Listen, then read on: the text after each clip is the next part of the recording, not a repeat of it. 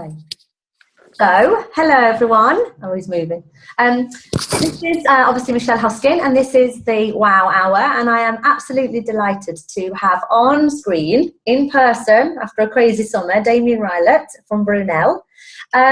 So, thank you for joining me. How are you?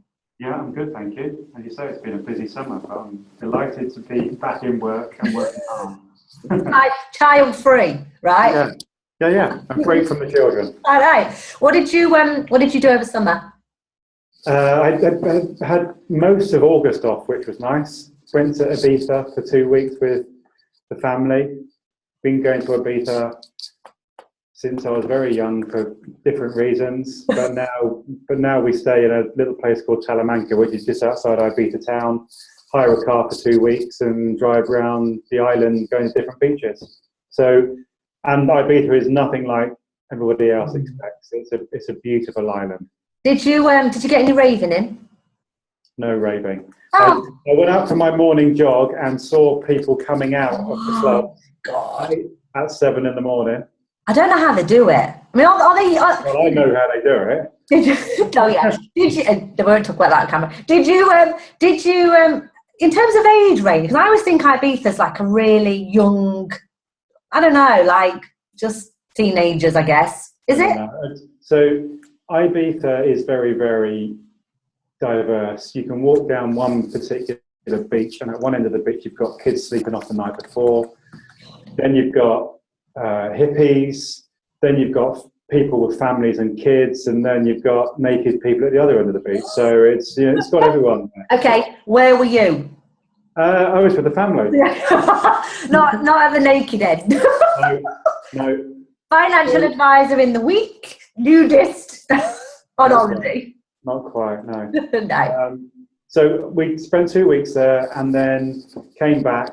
I did actually come into work for a couple of days just to see how everyone was, and then went off to Cornwall for a couple of weeks. Good job. And how did the business survive without you? Yeah, it was fine. Didn't need me. I've also gotten myself to the stage where I can go away and not even look at emails now. Good. And so the phone went off for all of my holidays. Yeah, good. Which is massively important, especially when you've got family. That's one of the best things that's come out of me doing the strategic coach program. Yeah. Which is these 3 days, which is effectively you don't have any contact with the office, either phone calls or emails, and you do treat them as totally 3 days, concentrating on non-work stuff. So 2 questions. So obviously holidays are massively important, and you know what it's like with children. You feel like it's just flipping crazy. I mean, I was saying, as I did a WOW Hour earlier with Andy Hart, who's childless, and he's like, yeah, I did this and this over summer. He's like being all cool, and I'm like, oh my god, life was so simple without children, right? But it's crazy because you cram all this stuff in, and although you're off, you're never kind of off and relaxed. But how do you feel now after having 2 weeks of literally shut down, and how did you get to that point? After 2 weeks of shutdown, I had come back reinvigorated. Yeah. Totally focused, because I wasn't even thinking about work generally when I was away. Lots of people say they go away and think about work and what they're going to do when they get back. I didn't. I did manage to switch off. Yeah. I got three children, 3 boys at 12, 10 and 6. So it's pretty full on when you're away anywhere. So I didn't really get an opportunity to think about work, but what has happened now is that I've put that month of August down now, and now back into focusing on the business. So just before you answer the second question, it's interesting because recently my holidays have been sort of combined with speaking engagements. So I did Canada for 2 weeks, but spoke the last 3 days of the trip.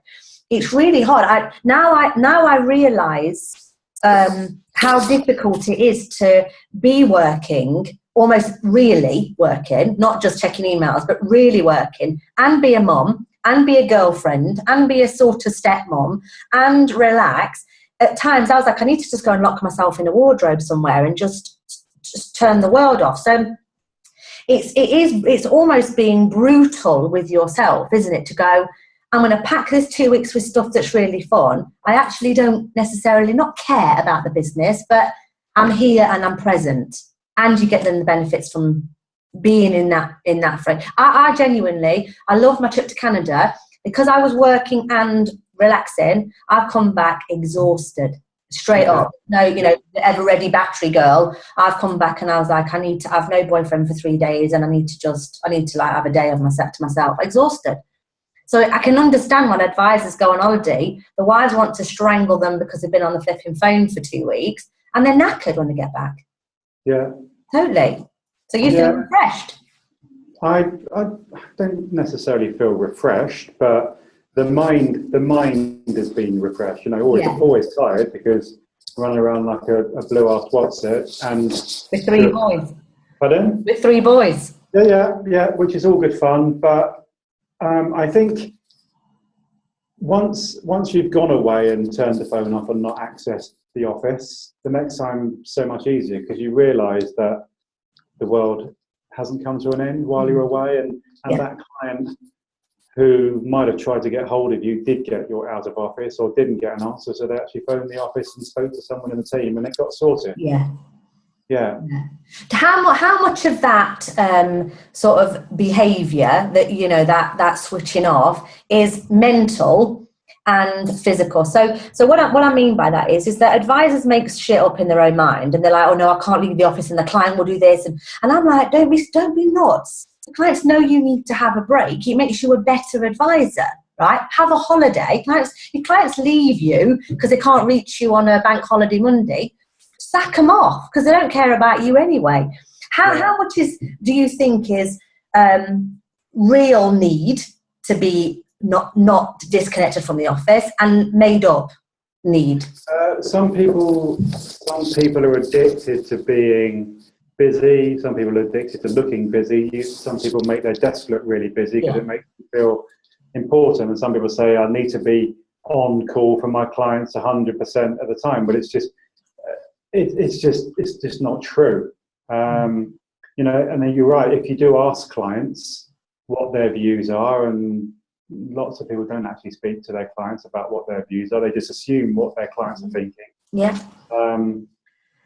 I had this conversation with someone the other day, and I know you're big into the whole WOW concept. Yeah. And the definition of WOW should be your clients, not yours. You should ask clients what WOW is and not what you think WOW is. So when you speak to clients and you tell them that you're going away for 3 or 4 weeks and everything will be fine, they're totally okay with that. I agree. I totally agree.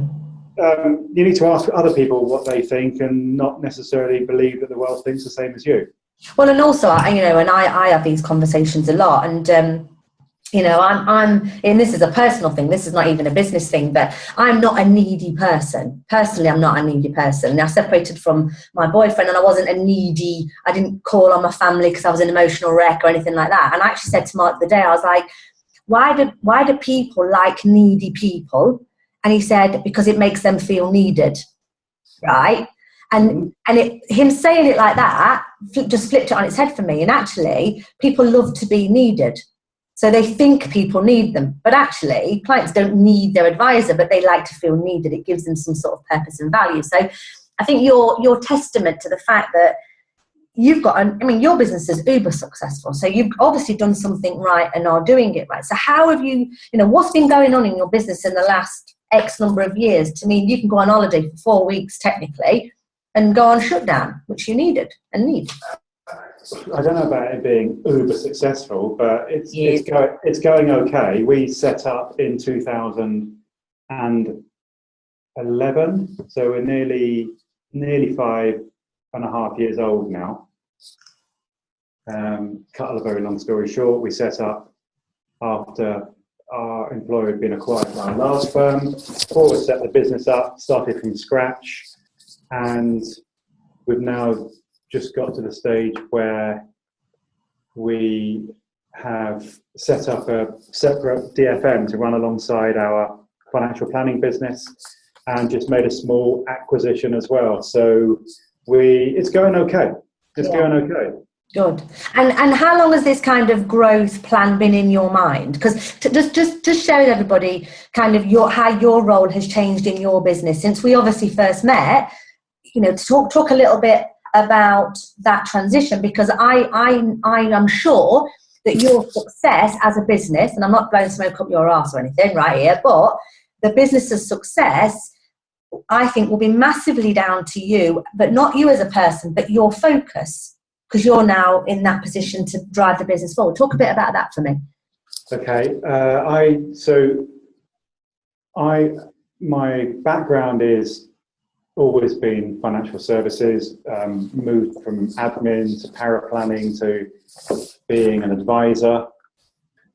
But I recognised quickly that I couldn't carry on just being an advisor if I wanted a business. I needed to be a business person as opposed to an advisor. So I spend very little time now dealing with clients, probably 10% of my time.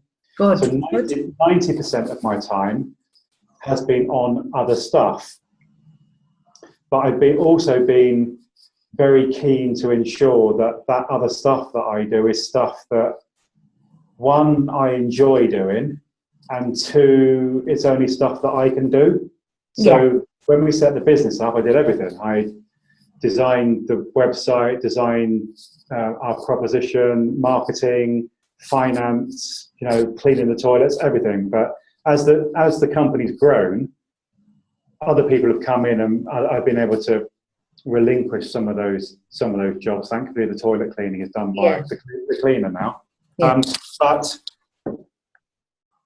I moved into the managing director role, which is looking after the operations of the business as well.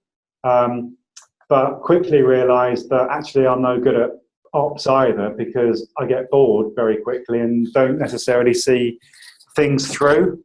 I understand the importance of processes, systems and procedures, but don't want to sit there and write them. I understand the need to kickstart a project, but don't actually want to be the person that manages that project.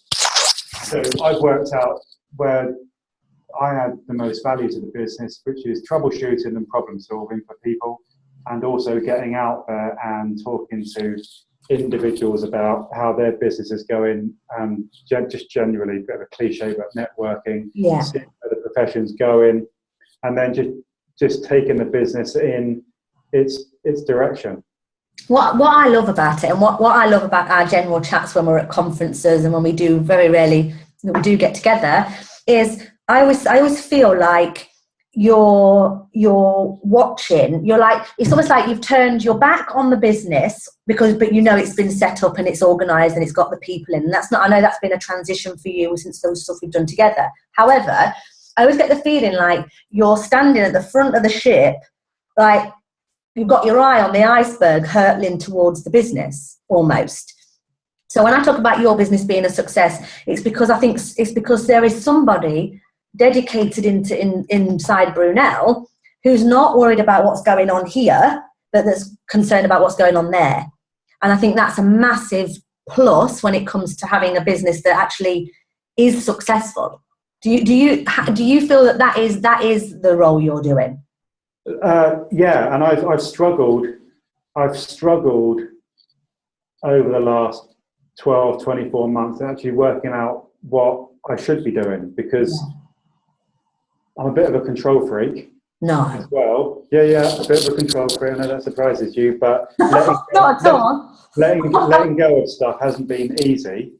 You need to have absolute trust in the team around you in order to let go of things. But I've quickly come to the realization, and good people are hard to come by.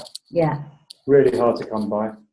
But if you spend the time and invest in them and build the team, there's all that stuff in Jim Collins' Good to Great, getting the right people on us in the right seats and everything. There's lots of truth in that. People are your biggest asset, probably your biggest pain in the backside as well, but that's a challenge. I've quickly realised that someone needs to be steering the ship.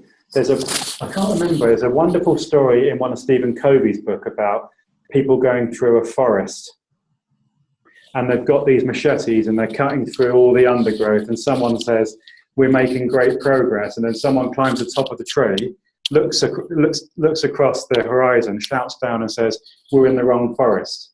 Yeah, So totally. if you haven't got that person climbing that tree and looking to see where you're going, you could feel as though you're making real progress and doing really, really well, but actually you're not getting anywhere. Can I just add to that? So, you know, I'm obsessed, as you know, about kind of this role of practice manager, business manager. So imagine that you're on a massive let's imagine you're on a ship and you're up that big stick, whatever it's called, and you're in the little basket at the top, and that's you. That's what it's called. Yeah. I'm not very good at things like that. And then you're up there, but you almost need somebody halfway down the mast, kind of not doing that with you, but doing that above the forest, right? And that's a perfect example. That's a perfect description of why that middle role is so fundamental. The problem is businesses don't have a you doing that, and they have nobody in the middle. So everyone's running around like idiots trying to just chop down the flipping forest.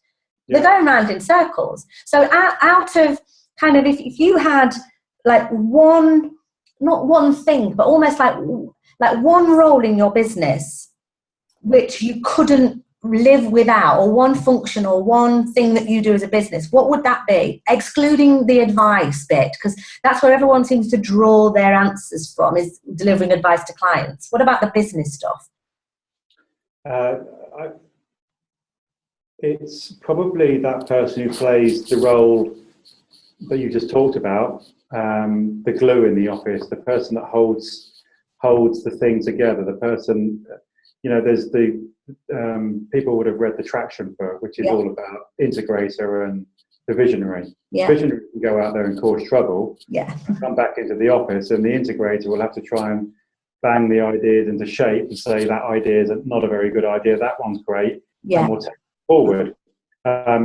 Managing projects and just bringing in, you know, the right people, and just keeping that, if we want to continue on the you know, the boat theme, is just keeping the engine well oiled and ticking over. So it's that integrating type role, the glue in the office, the person that holds it all together. And my advice to any firm that's thinking about that role or has that role, you know, I straight up, and I think I've said this to you before, I would have one of them in place before any paraplanner every day of the week. Yeah. Because what advisors can do is their own reports. Mm-hmm. What they can't do is be the glue that holds the business together. Every day of the week, people phone up the office and say, I need to speak to Michelle, we're thinking of growing our power planning team. And I guarantee every single time I've talked them out of it, because they've not got a business manager or a practice manager. So important. What would happen to your business and your role if you didn't have Kate in place? I'd have to do it. Which means what? Well, I'd either have to try and split my time between that sort of thing and doing all the other stuff I do, or the other stuff, I'd lose focus on the other stuff, so would stagnate. Yeah. Don't get me wrong, the business manager or the practice manager type role requires many different skill sets, and they are very, very hard to come by. They need to be good at communicating with the board. They need to be good at communicating with the rest of the team. They need to be able to get things done. They need to be able to delegate. It takes a very, very special type of individual for that role. And we have one, but you know, we're still on the upward curve of development, trying to improve things all the time. But one thing that they don't do, and this is where a lot of firms get massively mixed up, is they don't do a great deal. That they oversee everything. You know, they're the one, different analogy, but they're the one who's conducting the orchestra, right? They're not the one that's conducting the orchestra and then going and playing the trumpet and coming back and doing that. And a lot of practice managers are phoning me up going, can I just check that my job, I'm doing the right thing? I had 2 conversations last week, I swear, both business managers, and they're like, but I'm still doing applications. I'm like, get him on the phone, get the boss on the phone, I need to have a chat with him. because they're not doers and they're just the conductors of the orchestras. It's a massive salary position to just conduct, but conducting is the glue that sticks the whole business together. Yeah, and it's massively important to get your recruitment process right as well, because everybody knows that can cause issues. Just going through an interview process doesn't work. We've used something called a Colby Index. Yeah, which gives us an insight to how people go about their work, how they do things, and it's whether they like detail, whether they like to finish things, whether they will let go of things, and it can give you an insight into how someone is hardwired. They're not always right, but the important thing about the Colby Index is it's not a personality test. No. That's how they go about doing their daily job. So we use one of those with everybody who comes on board now to ensure that it fits with the type of role that they're doing. So just to elaborate on that, so Colby is Kolbe, and it assesses a person's modus operandi. So it assesses their instinctive behaviour, their instinctive way of doing something. And what's quite fascinating is I've also been in a process where I've been interviewing administrators, practice managers, whoever for firms, and they've said, yeah, I'm a great follow through and I can prioritise well and this, that and the other. Then you do the Colby Index on them and it's like, no, you don't. And we've literally turned people down, and I use it in my own business because of their Colby score. So Colby's a great tool. You use it. It's very much supported throughout the strategic coach program, which obviously I'm on to. So yeah, for anyone that's watching, Colby, the Colby A Index is a fascinating tool to use, and Damien's absolutely right. It doesn't assess personality; it assesses how they get shit done. Basically, is kind of what it does. So yeah, I want to talk to you very briefly before we finish about one of the things I picked up from your website. I think it was probably a few years ago now. Was you'd written a paper and a guide for children on the kind of financial stuff, and I love it. So tell me a bit more about that. How did that come about? That came about because I was shopping with one of my lads, probably for his mum's Christmas present, and something took his eye. We were in a particular store, something took his eye and said, Dad, can I have this? Can't even remember what it was. But I said, no, I haven't got any money on me. He said, well, why don't you just use your card? So he didn't understand that me using my card, I didn't really want him to buy it. It was, too expensive. I don't just buy things for the kids. I need to earn them. Send them off to the slave mines and get them learning they keep. So he didn't understand that me using a card wasn't using money. Yeah. So then I started talking to him, and he didn't really understand what a cheque was. But it was a note to the bank to take money out of bank. I didn't really understand what a bank account was. So I thought, well, if he's like that, there must be loads of children of our clients and out there that. So we put together quite a fun little. Had cartoon characters on it, explaining things like bank, cheque, credit card, debit card, taxes, and that sort of thing. So it came from a personal experience, but it's meant to be a little educational piece put together in a fun, cartoony way. And I love it. Like I remember when I first picked it up, I shared it within all my mum groups and that kind of thing. So I've just made a note. I'm going to pull it up again because I think hiding somewhere on our website. I know it is, and I think I found it. I managed to find it before, but I'm going to go and find it again because it's such a great thing. So yeah, I mean that's a great thing to do. Like especially with 3 boys. I mean your life could be worse. You could have a girl, right? So no, thanks. You're all right. So thank you, lucky stars, because at the moment Ruby's favourite movie is Grease 2. Yeah, okay. And she wants to be a pink lady. She's 5. I've created a monster. So yeah. Anything else? What else is going on? So lastly, so what are you most excited about at the moment? Business or personal? What's coming up? Rugby season's just started. So back coaching the kids on a Sunday morning. Oh yeah. Which is good. So all 3 of my play rugby at our local club, Gordano. I coach the under-10s, and I'm responsible for the coaching across the whole mini and junior section. So that's one of my passions. Yeah. And I'm continuing to try and keep fit. I've been to a class I don't get any time to exercise in the evening. In fact, I don't want to exercise in the evening because I've been at work all day. I go home, want to spend some time with the kids. They got homework to do. They need to go to various clubs. The last thing I need to be doing is going off to the gym for a run. So I've been trialing this week, going to a class at 6:15 every single morning. And what class is it? So I've done something called it's weights on a Monday. It was kettlercise on a Tuesday. Kettlercise? Oh my God. Core and combat Wednesday. It was spin this morning. It's old school conditioning tomorrow morning, and I'm going to go to one called circuits on Saturday morning. I tell you what, I'd have child labour over spin every day of the week. I hate spin with an absolute passion. I thought I was going to die when I did spin. I only did it once. It's like, this is it. I'm not doing this again. Good job. Well, you know what? Funnily enough, and I don't know how I got this information. It might have even been from talking to Babs, who's Dan's partner, or a podcast or a book. I can't remember. But I remember, so Dan and Babs, within Strategic Coach, they exercise and do yoga and whatever it is they do every single morning before the day starts. Yeah. And I think I was listening to something and it said the reason they do it in the morning is because their day progressively gets more out of control as the day goes on. So it almost like it spirals because of the unpredictability of it. So the morning is, as you say, and as same for me, is the best time to kind of get your stuff done and, you know, get yourself in that right frame of mind. So good. And people do pigeonhole themselves into a morning person or an evening person, and I'm definitely a morning person. Yeah, me too. Much to the delight of my wife, who's not a morning person.